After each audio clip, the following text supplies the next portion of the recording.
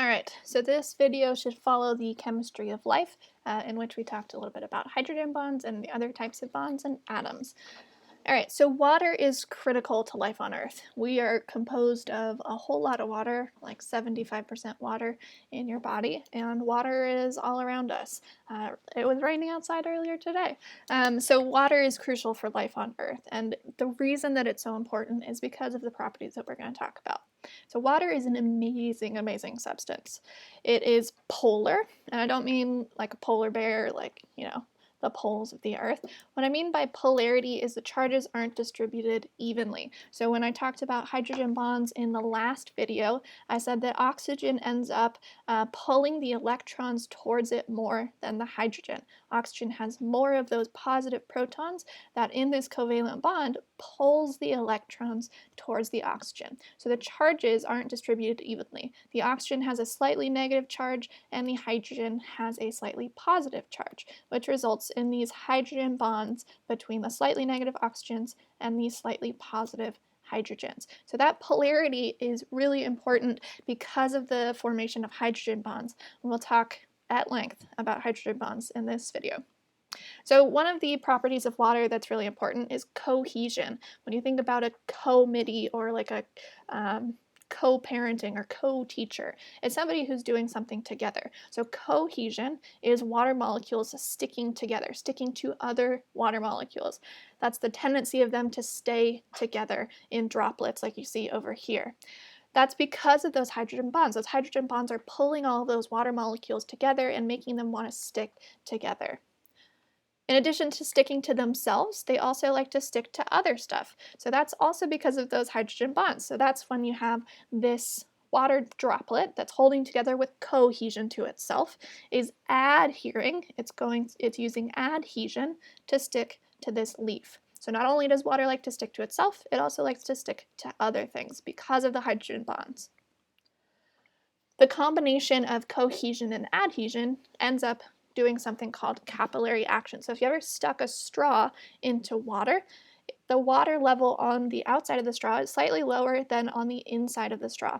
That's because water is sticking to the sides and it's pulling itself up with the adhesion of the water to the straw and the cohesion of the water to itself. This is really important when we look at plants. So as water is evaporating from the leaves, it's still touching all of the water that's in the plant. So it's pulling that water up through the xylem, through the tubes inside of that plant, and so it's pulling water all the way up. That's how you can still have trees that are really, really tall. That water is fighting against the gravity because of capillary action, because the cohesion of water to itself and the adhesion of the water to the xylem, to that tissue inside of the plant that draws it upward. Surface tension is also because of hydrogen bonds. So you'll notice that pretty much all of these are because of the hydrogen bonds, because of the polarity of water. Surface tension is what you see with this water strider over here. It is how difficult it is to stretch or break the surface of a liquid. So with water, it has really high surface tension. Those hydrogen bonds are holding itself together, and it's hard to physically break that surface of the water because of the hydrogen bonds. It's like gluing itself together, basically. So when you add like a drop of dish soap or something like oil or something like that, it changes the surface tension. It messes with that polar molecule, the way that the water sticks to itself and its hydrogen bonds. But that surface tension is why you can have things like this water strider sitting on top of the water and not sinking in. It's not putting enough pressure on it to break through the surface of the water. The next thing that's really important about water is its high specific heat. So specific heat is how much energy is needed to raise the temperature of 1 gram by 1 degree Celsius. So how much energy, how much heat do I need to put into this thing to raise it 1 degree Celsius? This is really important for us. If we step outside and it's 100 degrees outside, we don't immediately go to a temperature of 100. That's super important, especially on the other end of the spectrum. If it's wintertime and it's like 35 degrees outside and we go outside, our body automatically resists temperature change because of how much water is in our body. It's also really good for animals who live in water, or organisms, not just animals, who live in water. So things that live in the ocean, things that live in lakes and rivers. the way that their environment resists change keeps them in a stable environment. So something that lives in the ocean is going to have a much more constant temperature throughout the seasons than something that lives on land. And that's because of that high specific heat, the tendency of water to resist changes in temperature. Our climate, our atmosphere has a ton of water in it. So the water on in the oceans and in the lakes and in the streams helps to absorb some of the heat and moderate our climate so that we don't have these drastic changes when we're farther away from the sun during winter and when we're closer to the sun during summer. That temperature shift is moderated. It's less extreme because of how much water we have covering the surface of the earth. The reason, again, is because of those hydrogen bonds. It takes energy to break a bond, to pull something apart. So all of that energy, that heat that's going in, is being resisted by those bonds. You can't break the bonds without adding more and more energy. So those hydrogen bonds are crucial to resisting temperature change. The next thing is the density of water. So if you've ever had a cup of water and you put some ice in it, you'll notice that it floats. That's because it's less dense than water.